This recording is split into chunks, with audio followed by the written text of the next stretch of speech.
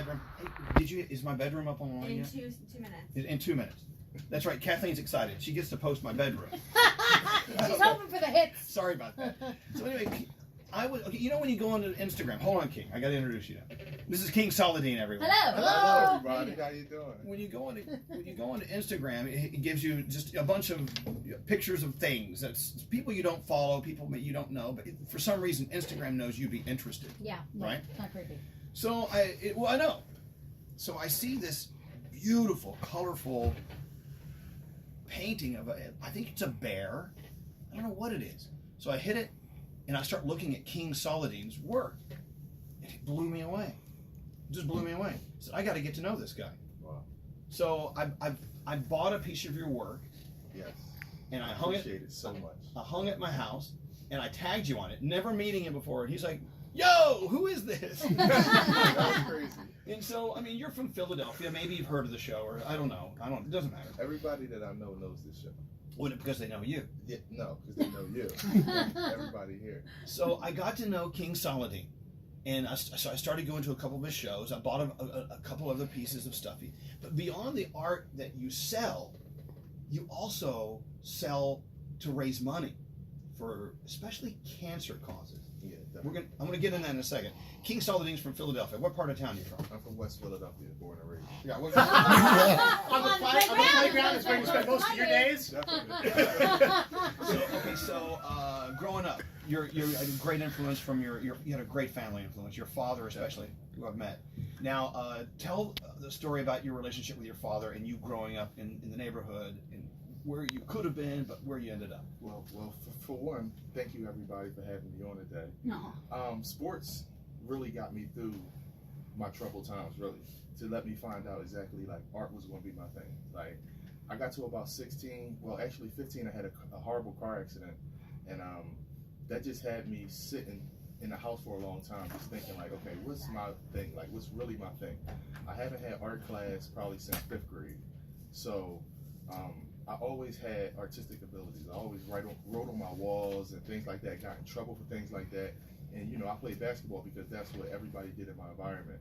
But art just came natural. You know what I mean? I had to learn how to shoot a jump shot. I had to learn how to, teamwork and things like that. But for some reason, art just came natural. So my family was a big focal point of that too, because they never told me that I couldn't do certain things. And even he was drawing on his dad's walls.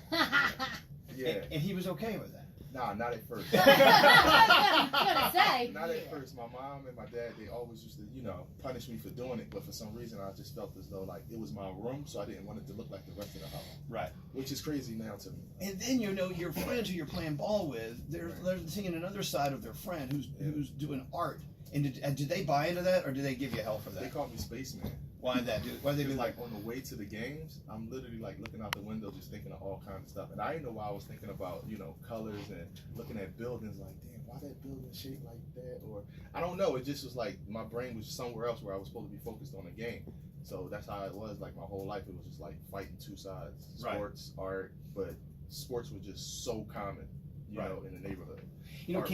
King actually worked. You were working with other kids later in your life. Yeah. Kids that were from neighborhoods and from families where they needed direction, man. They needed, and you were there for them, and you actually turned them on to artwork as well. Yeah, I was a residential counselor for a kid lockup. So it was pretty much it wasn't a lockup, but it was like a step down from a lockup. Right. And a lot of kids that were in foster care and things like that. So what I brought to the table was I wasn't schooled for art or anything like that, but they related to me because I was like their uncle or their brother. I wasn't like the older guy, get in your room. You know what I mean? So I related to these kids. And what helped me out, this is when I was selling my artwork for $200-300 at the time. I utilized our activity rooms and our budget to pretty much just go to certain stores to get a bunch of art materials and things like this for the kids, because I seen that they didn't do anything all day. They were fighting, eating candy, watching the same movies over and over. Right. And I was like, no good was coming out of there. Nothing. So I was just like, this will help my day out if I could do my little side hustle at work with the kids. Nobody's fighting, and that's how it worked out. But I didn't think it would ever get to this level. Can you imagine? Wow. You're drawing and you're doing artwork because you love it, and then someone offers you $200 for it. I mean, the first time you made money like that, were you like, wow, this is something. This could be my life. No, that wasn't the thought though. What was the thought? The thought was I actually started off doing t-shirts. So me and my best friend JP, which the whole movement is inspired around, especially the cancer give back. Right. He passed away from cancer in 2013. So I'm talking 2007. No, probably earlier than that. I started doing a bunch of t-shirts. Actually, it wasn't earlier than that.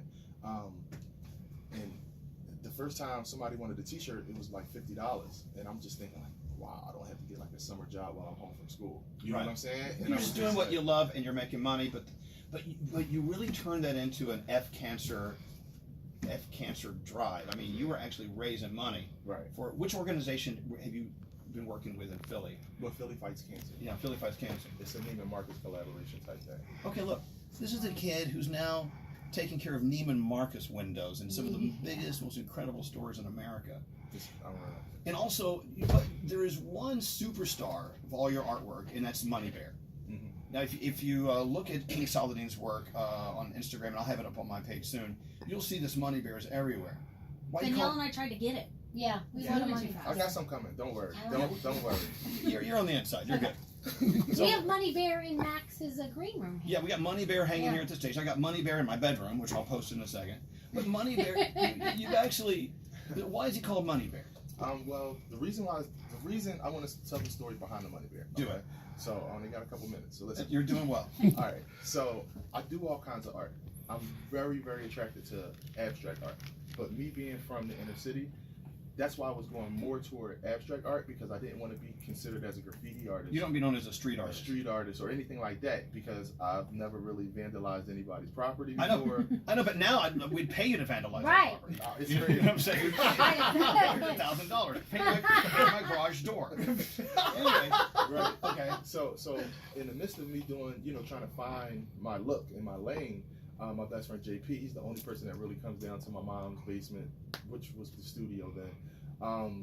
And for some reason I was doing this bear, and I was inspired by the College Dropout album. Takashi Murakami did the album for Kanye West. So I was at work just remixing this bear, just like I can make this cooler. I don't know why I'm doing this. I just don't know why, because I was doing everything abstract. So he came downstairs, and imagine me having like 50 abstract paintings around and then having a sketch pad, and your best friend's like going crazy over the sketch pad and not all this colorful art that I spent months and weeks doing.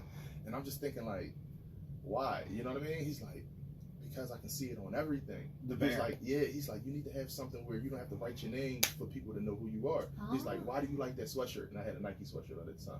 I was like, I don't know, it's a cool swoosh. He's like, that's why you bought it. So the bear is your swoosh. That's pretty Yeah. good. Pretty There much, you go. pretty much my swoosh. To the point where he signed a deal with Champion. And I mean, they had their own line of King Saladin Money Bear. Yeah, that me and my team designed every piece. Wow. But they sold out like that. That's amazing. Yeah, Unbelievable. That was unreal, because the first sweatshirts that I ever painted on were Champion just because of the material. Right. The paint wouldn't seep through. So to get a deal later down the line with Champion, and I'm not like just buying up a bunch of Champion sweatshirts and just doing them, that was like, Now let them pay. unreal. So, of course, your friend passed away. JP passed away. Yeah, it's from brain And cancer. so you have a lot of your stuff that's focused at raising money for everything cancer related. Yeah, well, I mean, once he passed away, he got me to quit my job in 2011 because he told me like I would never be able to find the right people. I would never run into the right situations if I was at work all day. So before he passed away, he got me to quit my job to be here today, honestly. And then my grandmother passed away from cancer in 2017. So that's what really, really pushed me to like, okay, all the God-given abilities that I've given, I have to turn this around and kind of give back to some type of situation. It had to be for cancer, Right. That was most effective to me. So there you go. Wow. If you check out King Saladin on Instagram, you can actually see the story as you go back in time and look at the photos and stuff. Even they take beautiful Lamborghinis Yeah. and he paints stuff all over. Like, what are you doing? Shout out to PCNY. I know. You should see what they do to these cars. I'm like, That's what are you so doing, man? cool. Get away from my car with you. The beautiful. They are works of art. It's incredible. I love it. I feel like now you're best friend, like he's your little guardian angel, and he watches over you all the Yeah, time. because I honestly couldn't have wrote this down. All of this stuff going on. Even to coming in here, I thought I was just gonna get a tour. I just woke up. I got my little spend the night pack. I'm brushing my teeth. And he's like, "You're getting on air," and I'm like, "Oh my god." You spend the night back. There is another reason why we have King Saladin on the show. Yeah. Because coming up soon, if everything works out, we have a collaboration with King Saladin, and it includes stuff that you put on your body, right? That's Froggy. Froggy's in South Florida. I know Froggy's ready for it. What's up, man? So we're talking about doing. What are we thinking about doing? It's not done, but we're thinking, or is it done? I don't know. Well, we're waiting on the samples to come. Right. I said I kind of wanted to work on Champion, but that's really up to you guys. But I was thinking about like Dream Big by King Saladin. Something inspirational, something that at all ages you can have it on, you can wear it, you can just be like, I know. make I'm you like feel an good about your day. old dude wearing King Saladin's money bear.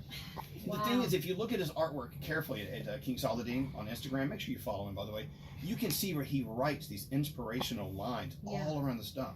One of my favorite pieces I own is it's a space bear flying through outer space. Oh yeah, that was dope. It's incredible. It's incredible, man. That was great. All right, look, so watch out for King Saladin wear coming up soon. And of course, we're going to help people out with it as well. We're not going to just take profits and run to the bank, are we? No. Okay, no. And you have the money bear doll. Yeah, we just came out with a toy. The toy. I don't call it a doll. Shenzhen, China. Yeah.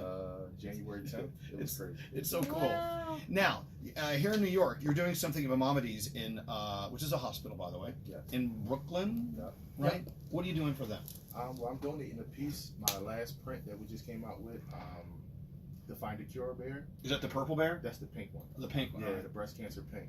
So I'm donating a piece to them, and we're gonna have a crazy event. We just was at the stock exchange yesterday doing interviews. It's like unreal, man. So all of this from giving back is like unreal because Isn't it funny how the more you give, the more you get? Yeah. I think everyone needs to understand that's kind of really the headline here.